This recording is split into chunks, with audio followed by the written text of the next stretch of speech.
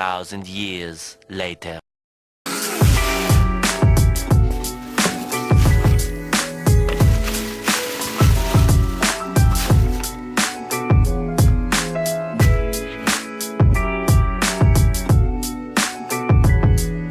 Nagu näha on Volvo üks ilm nüüd. Töötan need pirnid juba päris vanad, siis ma mõtlesin, ma vahetan ära. Mitte, et ma mingi ulme Volvo venna. Üks asi on küll tõeliselt hea nende tulede juures. Üks kihvt välja.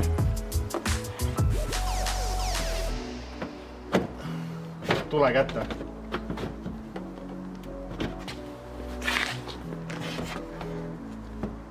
Super lihtne on neid asju vahetada.